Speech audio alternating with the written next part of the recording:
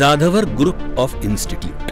बल, बुद्धी आणि सद्विचारासाठी शिक्षण हे ब्रीद घेऊन पुण्यनगरीत गरिबांच्या मुलांना अल्प दरात KG to PG व्यवसायाभिमुख शिक्षण देऊन त्यांना 100% प्लेसमेंट असिस्टन्स देत त्यांचा शैक्षणिक, सामाजिक, आर्थिक, औद्योगिक, कला, क्रीडा, राजकीय, सांस्कृतिक, विज्ञान आणि संशोधन अशा सर्व क्षेत्रात सर्वांगीण विकास व्हावा म्हणून कटिबद्ध असलेली पुण्यातील फास्टेस्ट ग्रोईंग शैक्षणिक संस्था म्हणजे जाधवर ग्रुप ऑफ इन्स्टिट्यूट. उच्च विद्या विभूषित प्राचार्य डॉक्टर सुधाकरराव जाधवर आणि ॲडव्होकेट शार्दूलराव सुधाकरराव जाधवर यांच्या कुशल नेतृत्वाखाली संस्था आज प्रगतीपथावर आहे. पूर्व प्राथमिक, प्राथमिक, माध्यमिक, junior college, BA, BCom, MA, MCom, BBA, BBACA, BCA, BCS, DSM, DMLT, DEd, BEd, BSc Plain, BSc Data Science, BSc Fashion Designing, BSc Artificial Intelligence and Machine Learning, BSc Cyber Security and Digital Science, MSc Computer Application, MSc Computer Science, MBA, PGDM, BA LLB, LLB, ANM, GNM and International School असे एकाच छताखाली विविध अभ्यासक्रम या संस्थेच्या विविध कॅम्पसमध्ये शिकवले जातात. यशवंतराव चव्हाण महाराष्ट्र मुक्त विद्यापीठ आणि सावित्रीबाई फुले पुणे विद्यापीठ या दोन्ही विद्यापीठांचे सर्व एक्सटर्नल अभ्यासक्रमही इथे उपलब्ध आहेत. शिवाय बदलत्या काळाचा विचार करून संस्थेत ॲक्टिंग, डान्स, सिंगिंग, फोटोग्राफी आणि स्किल डेव्हलपमेंटचे विविध कोर्सेस शिकवले जातात. तर योगा, मेडिटेशन यासारखे वर्ग कॅम्पसमध्येच घेतले जातात. तसंच 9वी आणि 10वीच्या विद्यार्थ्यांना JEE, नीट, MSCET यासारख्या परीक्षांची तयारी करता यावी म्हणून IIT आणि IIM मधून शिक्षण घेतलेल्या तज्ज्ञ प्राध्यापकांकडून संस्थेत मोफत क्लासेस घेतले जातात. 2014 साली सुरू झालेल्या जाधवर ग्रुप ऑफ इन्स्टिट्यूटमध्ये आज 25,000हून अधिक विद्यार्थी शिक्षण घेतात. तर 1,500हून अधिक शिक्षक आणि शिक्षकेतर कर्मचारी काम करतात. संस्थेचा शैक्षणिक दर्जा टिकावा म्हणून शिक्षक भरती करताना त्यांच्या लेखी आणि तोंडी परीक्षा घेतल्या जातात. प्रसन्न आणि सुंदर कॅम्पस, प्रशस्त आणि अद्ययावत क्लासरूम, वर्गात digital board, KG to PG e-learning, विद्यार्थ्यांच्या उपस्थितीची डिजिटल नोंद, उच्च शिक्षित आणि अनुभवी प्राध्यापक, थिअरीसोबत प्रॅक्टिकल शिक्षणावर भर, विविध क्षेत्रातील तज्ज्ञांचं मार्गदर्शन असं विद्यार्थ्यांच्या सर्वांगीण विकासाला पोषक असं शिक्षण हे या संस्थेचं वेगळेपण. भारतीय संस्कृतीसोबत अमेरिकन तंत्रज्ञानाचा अवलंब करून आंतरराष्ट्रीय दर्जाच्या शिक्षणाची संधी इथे विद्यार्थ्यांना मिळते. सशक्त युवा, सशक्त राजकारण, सशक्त भारत व्हावा या उद्देशाने त्यांनी गेल्या 2016 सालापासून युवा संसद सुरू केली आहे. महाराष्ट्र आणि गोवा या राज्यातनं या संसदेत विद्यार्थी सहभागी होतात. केंद्र शासन, राज्य शासन, लायन्स क्लब इंटरनॅशनल आणि नेहरू युवा केंद्राच्या संयुक्त विद्यमाने ही युवा संसद चालवली जाते. या कार्यक्रमात आजपर्यंत महाराष्ट्र आणि महाराष्ट्राबाहेरील मुख्यमंत्री, मंत्री आणि विविध क्षेत्रातील मान्यवरांनी मार्गदर्शन केलं आहे. विद्यार्थ्यांच्या विकासासाठी विविध कार्यक्रमांचं आयोजन, नियोजन संस्थेच्या वतीने केलं जातं. जसे शौर्य पुरस्कार, डॉक्टर सुधाकरराव जाधवर करंडक, जाधवर सायन्स फेस्टिवल, व्यसनमुक्ती अभियान, दारू सोडा दूध प्या हा 31 डिसेंबरला उपक्रम, राज्यस्तरीय निबंध आणि वक्तृत्व स्पर्धा, जाधवर फेस्टिवल, कीर्तन महोत्सव, जाधवर स्पोर्ट्स फेस्टिवल, आदर्श माता पुरस्कार, भारतरत्न डॉक्टर बाबासाहेब आंबेडकर ऑनलाईन व्याख्यानमाला, आदर्श शिक्षक पुरस्कार इत्यादी उपक्रम राबवले जातात. जाधवर सायन्स फेस्टिवलमध्ये विद्यार्थ्यांना 10 लाख रुपयांपर्यंत संशोधनाला प्रोत्साहन आणि पेटंटसाठी आर्थिक सहाय्य केलं जातं. कमवा आणि शिका योजनेअंतर्गत 100हून अधिक विद्यार्थ्यांना संस्थेत नोकरीची संधी दिली जाते. आर्मी, पोलीस, पत्रकार, फायर ब्रिगेड, ॲम्ब्युलन्स चालक या क्षेत्रात काम करणाऱ्या पालकांच्या मुलांना या शैक्षणिक संस्थेत KG to PG पर्यंत शैक्षणिक शुल्कात 50% सवलत दिली जाते. तर मुलींसाठी 11वी ते PhD पर्यंतच्या शिक्षणासाठी विशेष स्कॉलरशिप दिली जाते. आज कुठल्याही शैक्षणिक संस्थेचा दर्जा हा तेथील विद्यार्थ्यांना मिळणाऱ्या प्लेसमेंट आणि पॅकेजवर गणला जातो। Bajaj Allianz, HDFC bank, Volkswagen, Force Motors, Cognizant, Jio, Vodafone, IBM, L&T Infotech, Finolex cable, Flipkart, Tata Capital, Tata AIG, Wipro तसंच Sahyadri hospital, Ruby Hall Clinic अशा नामांकित कंपन्या दरवर्षी या संस्थेतील विद्यार्थ्यांना कॅम्पसमध्ये मुलाखती घेऊन नोकरीच्या संधी देतात। 100% विद्यार्थ्यांना इंटर्नशिपसाठी संस्थेमार्फत संधी दिली जाते। लवकरच 1000 एकर क्षेत्रावर विद्यापीठ स्थापनेचा संस्थेचा मानस आहे। Real estate, construction, hotel, films निर्मिती, टॅक्स कन्सल्टन्सी, सेवा अशा विविध उद्योग क्षेत्रातही जाधवर ग्रुप अग्रेसर आहे। पुणे या विद्येच्या माहेरघरात फास्टेस्ट ग्रोईंग असणारी ही शैक्षणिक संस्था लवकरच महाराष्ट्रातील फास्टेस्ट ग्रोईंग शैक्षणिक संस्था बनण्याच्या दिशेने वेगवान वाटचाल करत आहे। त्यांच्या या वाटचालीला हार्दिक शुभेच्छा।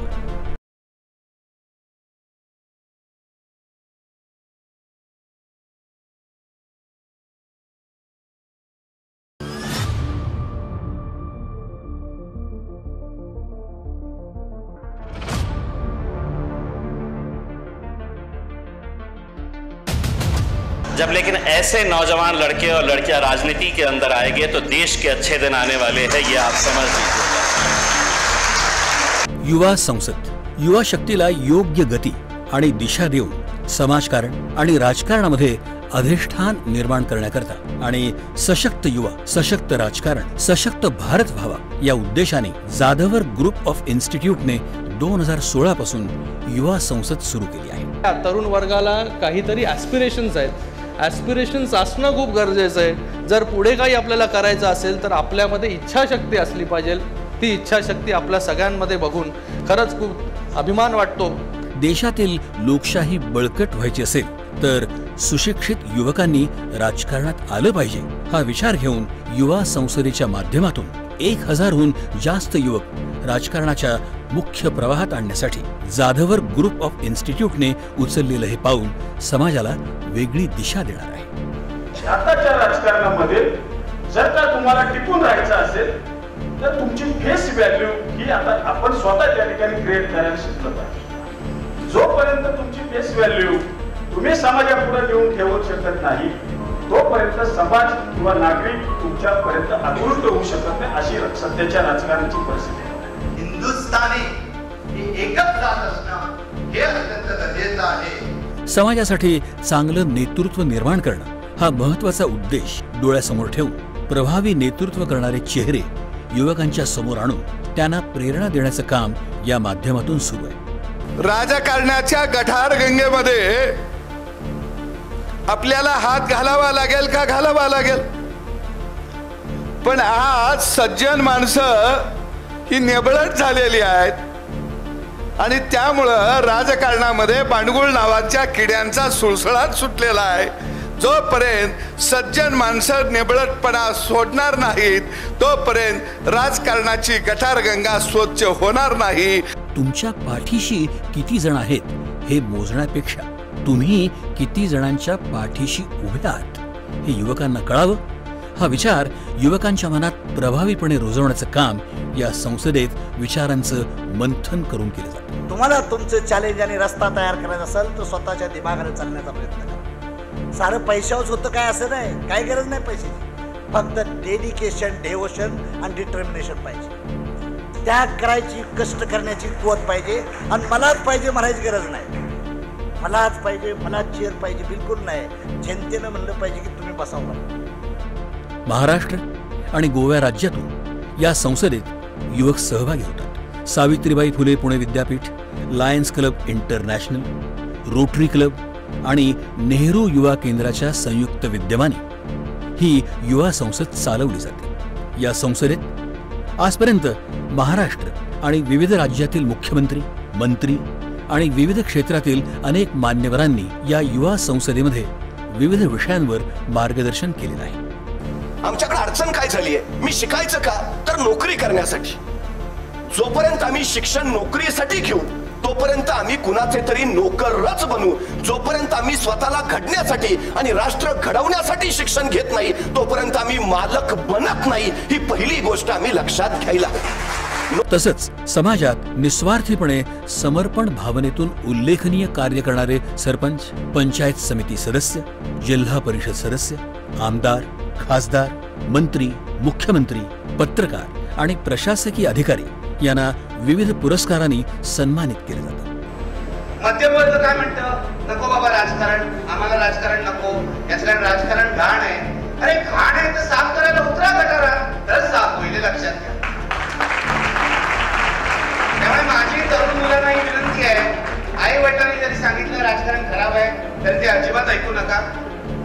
आपण चांगले असू, आपण ठरवलं भ्रष्टाचार करायचा नाही, आपण ठरवलं सचोटीने वागायचं, आपण ठरवलं सामान्य माणसाची बांधिलकी ठेवायची, तर आपलं राजकारण चांगलं होऊ शकतं. युवा संसदेत शैक्षणिक, सामाजिक, आर्थिक, औद्योगिक, कला, क्रीडा, राजकीय, विज्ञान, सांस्कृतिक आणि संशोधन क्षेत्रातील तज्ज्ञांचं बहुमूल्य मार्गदर्शन युवकांना दिलं जातं.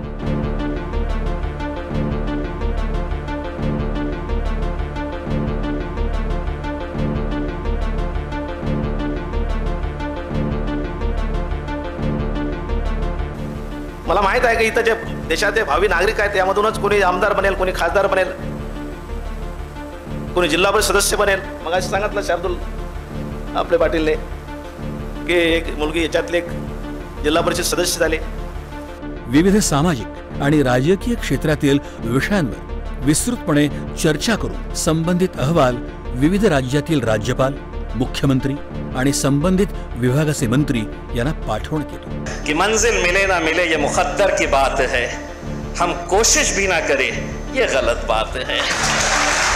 उच्च विद्या विभूषित संस्थापक अध्यक्ष प्राचार्य डॉक्टर सुधाकरराव जाधवर आणि उपाध्यक्ष ॲडव्होकेट शार्दूलराव सुधाकरराव जाधवर यांच्या कुशल नेतृत्वाखाली या संस्थेने राबवलेला युवा संसद हा अभिनव उपक्रम जगात सर्वात मोठा असलेल्या आपल्या देशातील लोकशाही बळकटीकरणाला नक्कीच हातभार लावेल असा विश्वास वाटतो.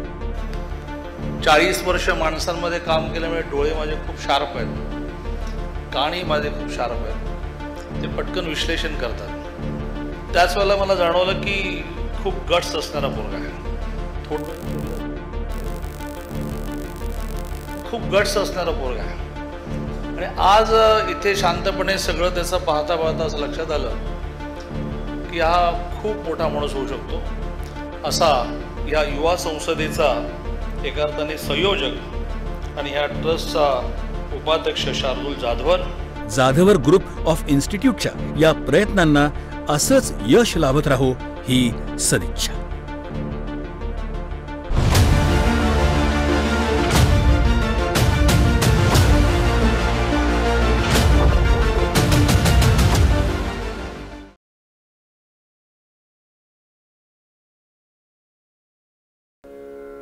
मंगलमूर्ती मोरया.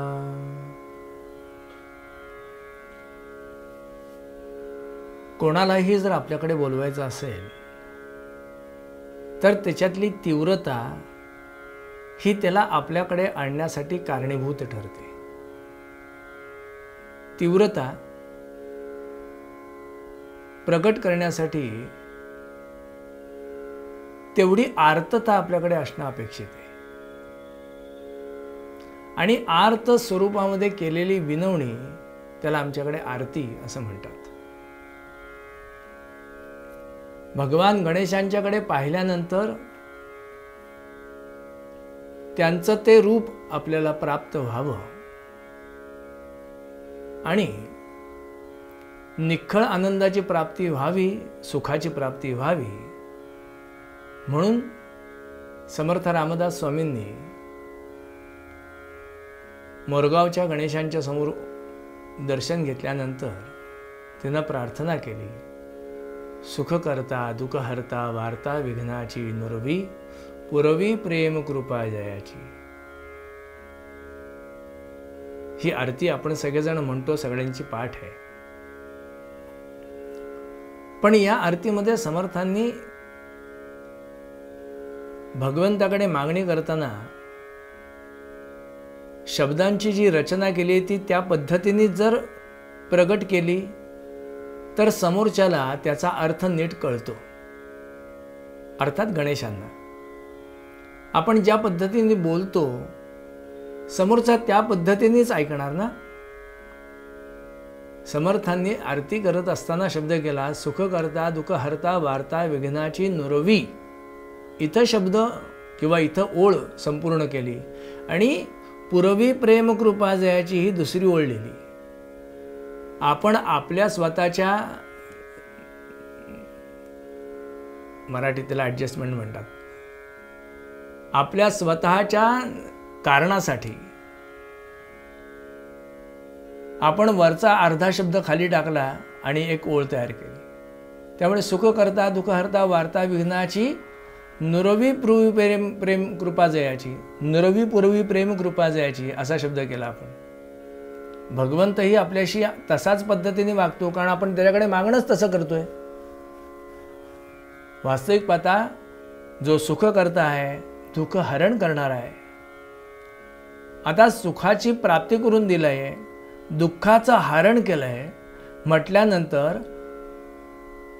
वार्ता विघ्नाची राहीलच कशी? जे थोडासा विचार आहे त्याच्यात. समर्थांनी सुख करता दुःख हरता असं म्हटलंय, मग पुन्हा वार्ता विघ्नाची म्हणायची गरजच काय? इथं सुख प्राप्त करून दिलंय म्हणून सुख करताय, दुःख हरता त्याने दुःखाचं हरण केलंय, हेही बरोबर आहे. पण वार्ता विघ्नाची हा शब्द करताना समर्थांना अपेक्षित आहे की जीवनामध्ये दुःख कशामुळे होतं, तर त्या पद्धतीची वार्ता कानावरती पडली तर दुःख येतं किंवा सुख येतं. कानावरती वार्ता जशी येते त्या पद्धतीतनं सुख दुःख हे अपेक्षित असतं. समर्थांनी ती वार्ताच नको ना की ज्याच्यामुळे दुःख होईल. म्हणून सुख करता दुःख हरता वार्ता विघ्नाची नुरवी, म्हणजे अशी कुठलीही वार्ताच शिल्लक ठेवू नकोस की जी मला दुःख देणारी ठरेल. अशी कुठली वार्ताच नको की ज्याच्यामुळे माझं चित्त क्षोभ होईल, वेदना होतील, नकोच. म्हणून सुख करता दुःख हरता वार्ता विघ्नाची नुरवी. आणि काय कर, एवढं करून समर्थ थांबले का? नाही, तर पुरवी प्रेम कृपा जयाची. म्हणजे दोन संकल्पना आहेत, दुःखाचा नाश होणं आणि सुखाची प्राप्ती होणं. या दोन संकल्पना आहेत. दुःखाची निवृत्ती झाली म्हणून सुखाची प्राप्ती झाली किंवा सुखाची प्राप्ती झाली म्हणून दुःखाची निवृत्ती झाली नाही. एक गेलं म्हणून दुसरं मिळालं असं होत नाही. तर एक गेल्यानंतर तिथं दुसरं आणावं लागतं. इथं कृती आहे, इथं कर्म आहे आणि ते भगवंतानी प्रेरित असेल तर सुख देतं, आपलेपणाने प्रेरित असेल तर दुःख देतं. त्यामुळे इथं दुःख नाहीसं झाल्यानंतर सुख मिळालं असं होत नाही. उदाहरणार्थ, मला मुंबईला व्याख्यान द्यायला जायचं होतं आणि मी घरातनं निघालो व्याख्यान द्यायला. पोचायला जरा उशीर झाला. मी पोचलो नाही म्हटल्यानंतर त्यांनी फोन केला. अर्थात माझा फोन लागत नव्हता म्हणून त्यांनी घरी फोन केला आणि घरी फोन केल्यानंतर विचारलं की निघाले का ते? तर माझ्या बायकोने सांगितलं हो ते निघाले. ते निघाले याचा अर्थ ते पोचले असं होत नाही. तर ते निघण्याची प्रोसेस, ते निघण्याची सुरुवात झालेली आहे. पोचण्याची अवस्था आता येईल, पण निघाले म्हणजे पोचले नाहीत. तसं दुःखाची निवृत्ती झाली म्हणजे सुखाची प्राप्ती झाली असं नाही आहे. तर दुःखाच्या निवृत्तीला मी सुरुवात केली, आता सुखाच्या प्राप्तीला मी सुरुवात करतो. म्हणून समर्थांनी इथं दोन्ही गोष्टी केल्या. सुख करता दुःख हरता, वार्ता विघ्नाची नुरवी. दुःखाची वार्ताच शिल्लक राहिली नाही तर सुख आणि दुःखाचा संबंधच नाही ना. वास्तविक पाहता सुख आणि दुःख या दोन्ही कल्पनाच आहेत. ह्या दोन्ही कल्पना जन्माला कोणामुळे येतात तर वार्तेच्यामुळे, म्हणजे कानावरती जे येतं त्याच्यामुळे येतात. ख म्हणजे आकाश, सु चांगलं आकाश, ख म्हणजे सुख म्हणजे चांगलं आकाश, दुःख म्हणजे वाईट आकाश. असं कधी असतं का? आकाश आकाशच आहे. त्यामुळे या दोन्ही कल्पना ज्याच्यातनं जन्माला येतात त्याचं नाव आहे वार्ता. म्हणून ती वार्ताच शिल्लक ठेवू नकोस, म्हणजे सुखदुःखाच्या गोष्टी जन्माला येणार नाहीत. असं म्हणताना समर्थांनी माझ्या आयुष्यामध्ये हे सुखदुःख आणि ह्या जर वार्ता राहिल्या नाहीत तर तुझ्याकडनं मिळणारा हा जो आनंद आहे, जे तुझं रूप आहे, त्या रूपाकडे पाहिल्यानंतर इतका आनंद होतोय की त्या आनंदातनं बाहेर पडावं असं वाटतच नाही. म्हणून समर्थांनी या आरतीमध्ये शेवट फार छान शब्द केला आहे, जो काल आपण विचारात घेतला होता. तो शेवटचा शब्द आहे, तो म्हणजे दर्शन मात्रे मन कामना पुरती. ज्याच्याकडे पाहिल्यानंतर मन कामना पुरती म्हणजे माणसाच्या सगळ्या इच्छा पूर्ण होतात. कुठली इच्छा आहे माणसाला? ऐहिक जीवनातली तर इच्छा आहेच, पण ऐहिक जीवनातली इच्छा प्राप्त करून त्याला काल म्हटल्याप्रमाणे देहबुद्धीतनं आत्मबुद्धीत जाणं, म्हणजे निर्गुणाकडे जाणं, म्हणजेच खऱ्या आनंदाकडे, खऱ्या सुखाकडे जाणं, हा त्याचा असणारा जो मूळ उद्देश आहे. मन कामना पुरती, त्याला त्याची ही इच्छा पूर्ण होते. देव पहावया गेलो तेथे देवची होऊन ठेवलो, अशा अवस्थेला पोचणं, निरामय आनंदाची प्राप्ती करून घेणं, या स्थितीला पोचणं, ही जी त्याची असणारी प्रामाणिक इच्छा आहे, त्या इच्छेला म्हटलं मन कामना पूर्ती. भगवंत त्याची पूर्ती करून देतो. पण त्याच्यासाठी समर्थांनी अलीकडे एक फार महत्त्वाचा शब्द केला आहे, दर्शन मात्रे मन कामना पूर्ती. इथं मन कामना लक्षात ठेवा. मन म्हणजे लोक बरेच वेळेला दर्शन मात्रे मान, मान कुठली? दर्शन मात्रे मान कामना पूर्ती नाही. मान कुठून काढली? दर्शन मात्रे मन कामना पूर्ती. इथं दर्शन हा शब्द मुद्दाम ठेवला समर्थांनी. पहा, गणेशांच्याकडे पहा. दुर्दैवाने आपल्याला पाहता येतं, आपण पाहू शकतो. काय बघायचं त्याच्यात? समोर गणेश तर दिसत आहेत, त्यांची ती आभा दिसतीये, त्यांचे ते हात दिसत आहेत, त्यांची ती मांडी दिसतीये, त्यांचे पाय दिसत आहेत, त्यांचं लंब उदर दिसतं आहे, त्यांचा तुटलेला दात दिसतो आहे, एका हातात दात आहे, एक वरदभय असणारा हात आहे, मोदक धारण केलेला हात आहे, त्यांचे छोटे छोटे डोळे आहेत. काय बघायचं? हे सगळं दिसतंय की. लक्षात ठेवा, हे लौकिक दर्शन आहे. लौकिक. आपण जेव्हा एखाद्या माणसाला पाहत असतो तेव्हा पाहतो म्हणजे त्याचं रूप पाहत असतो का त्या रूपाच्या मागे लपलेला गुण बघत असतो? आपण काय बघत असतो? अगदी साधी गोष्ट आहे, साधी. आपण एखाद्या माणसाला स्वीकारतो, तो त्याच्या रूपावरनं स्वीकारतो का त्याच्यामध्ये असणाऱ्या गुणांकडे बघून स्वीकारतो? लाख दिसायला छान असेल पण त्या व्यक्तीला जर काही कामधंदा करता येत नसेल तर म्हटलं लोक त्याला बाजूला करतात ना. याच्या विरुद्ध उत्तम काम करता येते पण दिसायला जरा कमी जास्त आहे, लोक स्वीकारतात त्याला. का? कारण याच्या हाताला गोडी हो.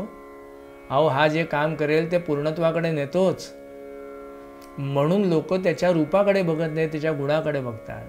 आणि आपण खरं प्रेम करतो ते गुणावरती, रूपावरती नाही.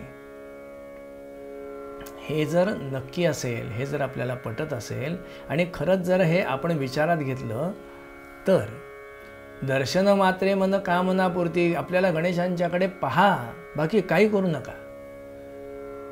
गोसावीनंदन महाराजांचा शब्द आहे, ज्यासी पाहता भवश्रम गेला ते सुख बोलू काही. म्हणजे नुसतं गणेशांच्याकडे पाहिलं, नुसतं पाहिलं तर भवश्रम गेला. श्रम म्हणजे दुःख, वेदना. भव या शब्दाचे दोन अर्थ आहेत. भव म्हणजे संसार.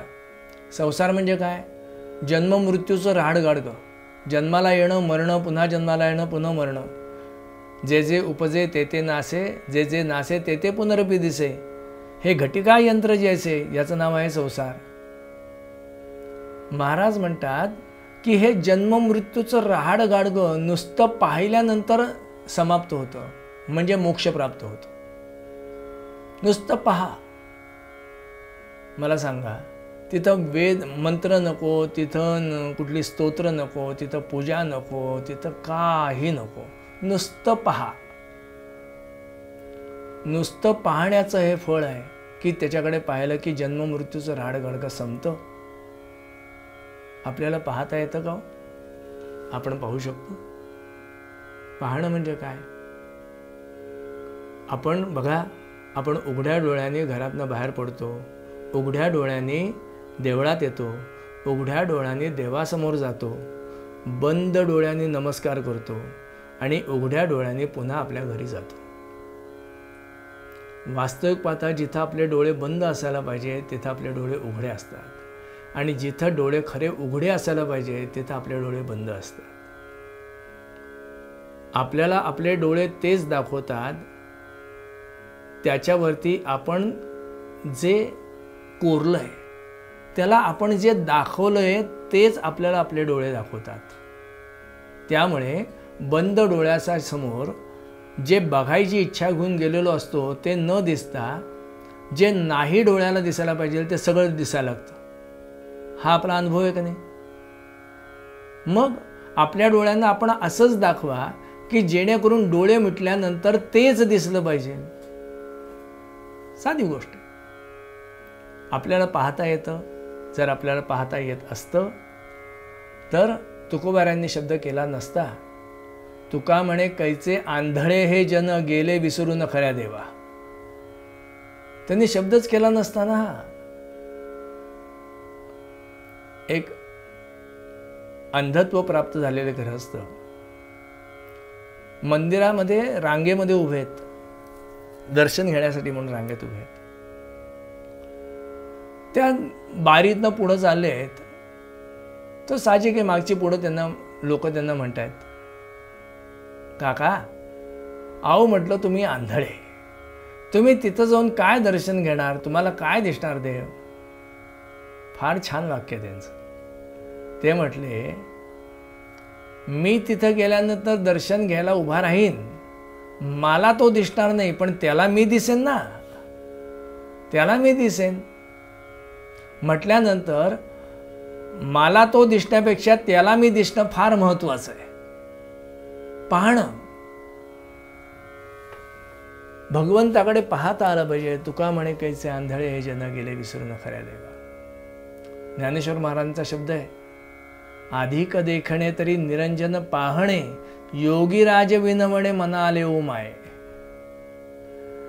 म्हणजे मला जे दिसतंय त्याच्यापेक्षा मला अधिक बघायचं जर असेल, म्हणजे त्या रूपाकडे बघण्यापेक्षा त्या रूपामागे लपलेल्या गुणांकडे पाहायचं असेल तर योगीराज विनवणे मना आले ओ माय असा शब्द केला.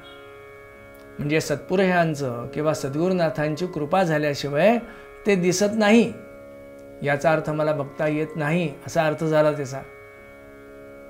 मग काय पाहायचं?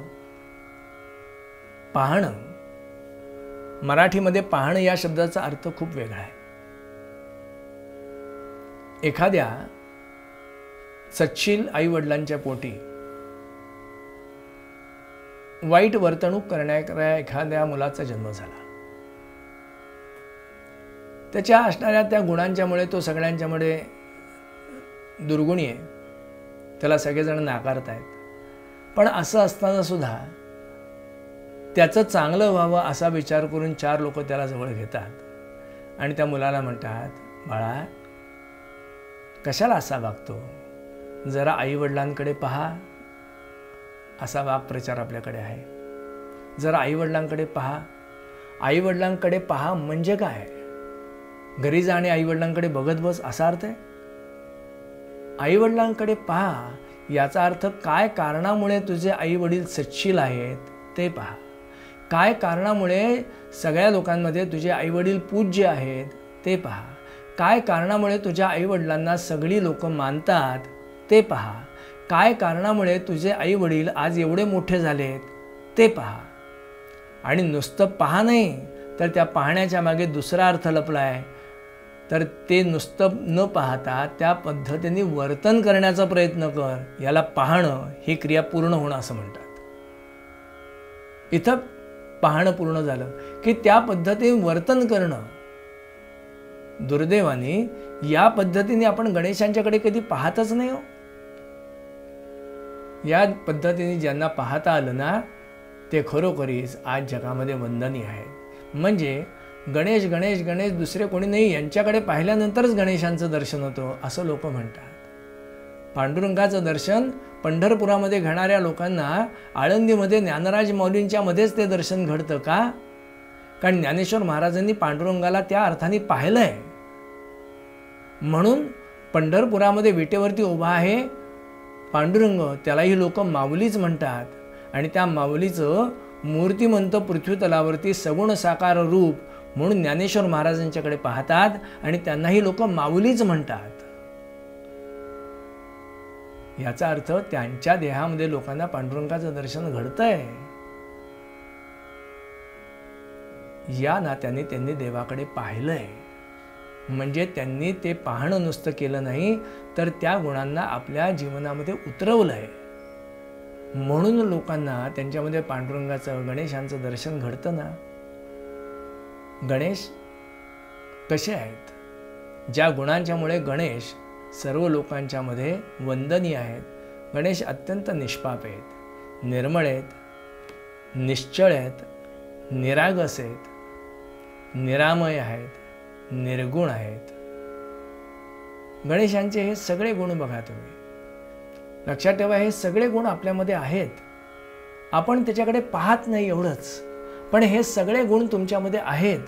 पहिल्या दिवशी महाराज आपल्याशी बोलले त्या पद्धतीने की देवामध्ये आहे आणि तुमच्यामध्ये नाही अशी एकही गोष्ट नाही, आणि तुमच्यामध्ये नाही आहे आणि देवामध्ये आहे अशी ही एकही गोष्ट नाही.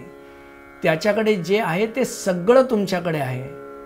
फरक एवढाच आहे की त्याला त्याची जाणीव आहे आणि मी त्या जाणीवेपासून पारखा आहे. पण त्याच्याकडे आहे ते सगळं माझ्याकडे आहे. सगळं. मीही निरागस आहे, मीही निष्पाप आहे. या सगळ्या गुणांचं दर्शन आपल्या आयुष्यामध्ये आपल्याला कधीतरी होतं. कधी ना कधीतरी आपल्याला जशी आकाशामध्ये एखादी चांदणी चमकून जाते ना, तसं आपल्याही आयुष्यामध्ये हे गुण कधी ना कधीतरी चमकतात. प्रत्येकाच्यामध्ये हे गुण आहेच आहेत. अगदी कौसाला सुद्धा मामा झाल्यानंतर पहिल्यांदा जो आनंद झाला, त्या बाळाला पाहिल्यानंतर त्याच्यातला सुद्धा मामा जागा झाला हो, आपल्याला माहिती आहे. आणि त्यांनी ते बाळ पाहिल्यानंतर ते निरागस बाळ पाहिलं, आपल्यातलं निरागसत्व त्याला त्यावेळेला आठवलं आणि त्यांनी ते बाळ पुन्हा आपल्या बहिणीकडे पाठवून दिलं. कालांतराने त्याच्यातला असणारा राक्षस जागा झाला आणि नंतर त्यांनी त्याला मारला, हा भाग सोडा. पण त्या क्षणाला का विना पण त्याच्यातला हा निरागस भाव जागा झालेला होता, कारण तो होता त्याच्यामध्ये. तसं आपल्या सगळ्यांमध्ये हे सगळे गुण आहेत, पण आपण एकतर ते जाणीवपूर्वक लपवलेत म्हणा, जाणीवपूर्वक त्याच्याकडे कानाडोळा केलाय म्हणा, किंवा न कळत आपल्याकडनं त्याच्याकडे कानाडोळा झालाय.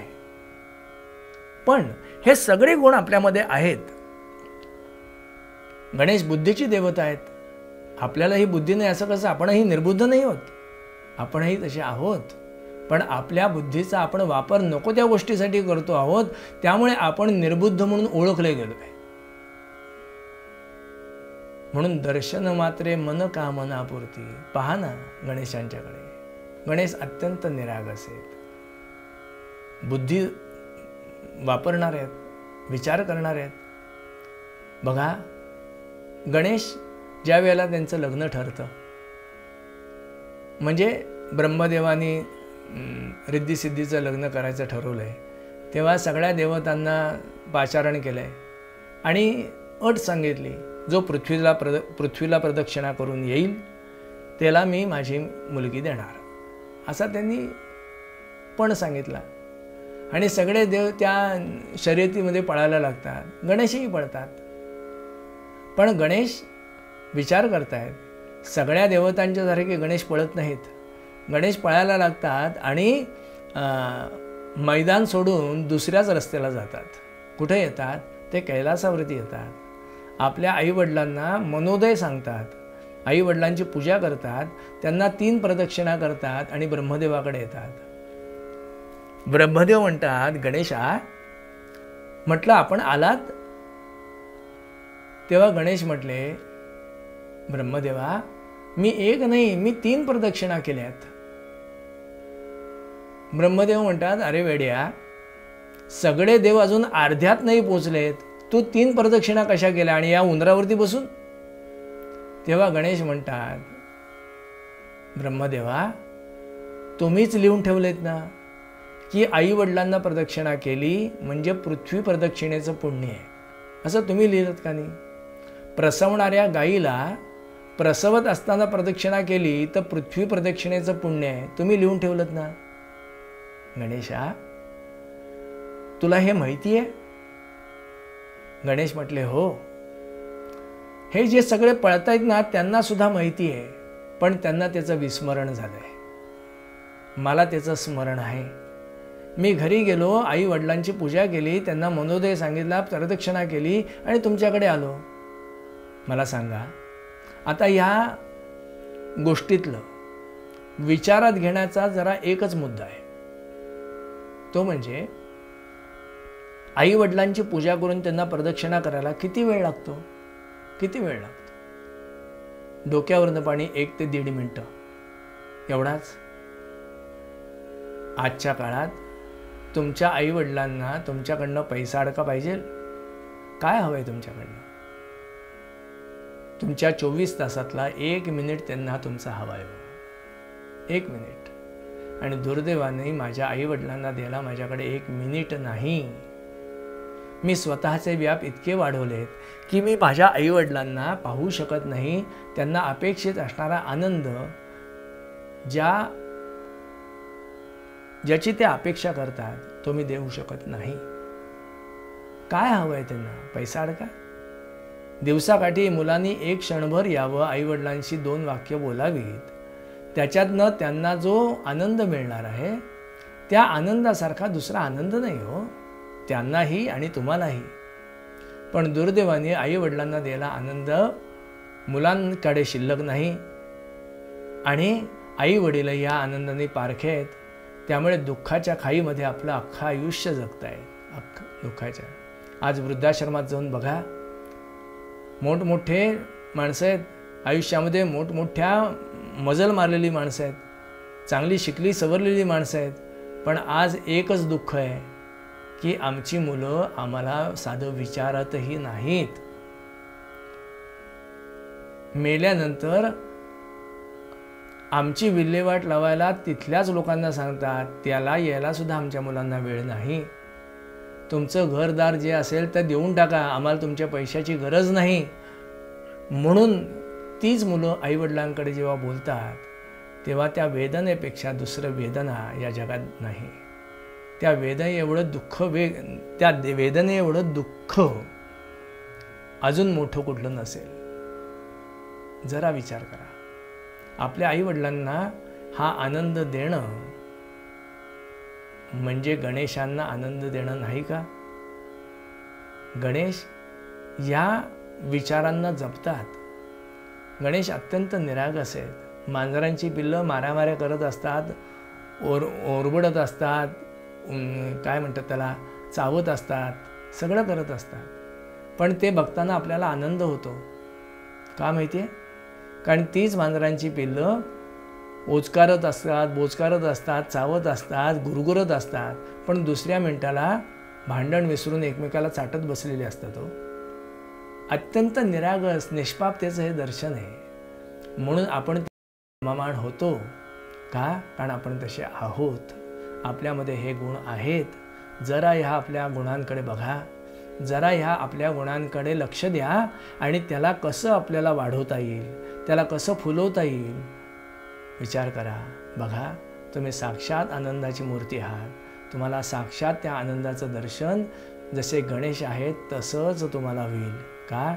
कारण गणेश दुसरे तिसरे कोणी नसून ते साक्षात पृथ्वीतलावरती तुमच्याच रूपाने वावरत आहेत, तुमच्याच रूपाने राहत आहेत. त्यामुळे तुमच्याकडनं लोकांना आनंद मिळतोय, तुमच्याकडनं लोकांना सुख मिळतंय, लोकांना तुमच्यामुळे समाधान होतंय. पण सगळ्यांनाच होतंय असं नाही, तर काहीच लोकांना होतंय, बाकीचे लोक मात्र दुःखाच्या खाईत जात आहेत. तर सगळ्यांना आनंद व्हावा, सगळेजण सुखात असावेत, सगळ्यांचं जीवन समृद्ध व्हावं, सगळ्यांना गणेशांचं दर्शन व्हावं, या मनोवृत्तीने जर आपण त्या सर्वांच्यामध्ये एकरूप झालो तर बघा, तुम्ही साक्षात गणेशांचं दर्शन घेते व्हाल, साक्षात गणेशांना प्राप्त करून घेते व्हाल. आणि हे गणेशांना प्राप्त करून घेणं तुमच्या आयुष्यात गणेशांनी या गणेश उत्सवामध्ये आपल्याला प्राप्त करून द्यावं अशी त्यांच्याकडे प्रार्थना करून या व्याख्यानमालेला आपण या ठिकाणी विराम देऊयात.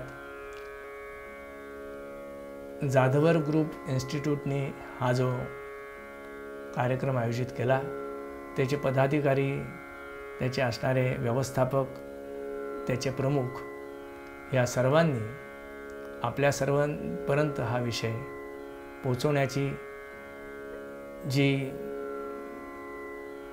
प्रयत्नांची पराकाष्ठा केली, या सर्वांच्या तर्फे आपल्या सर्वांचे आभार मानतो.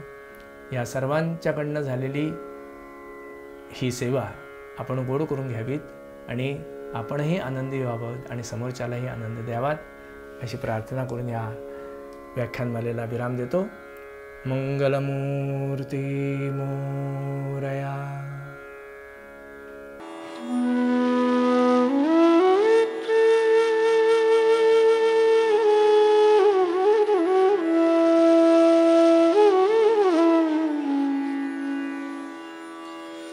Mm-hmm.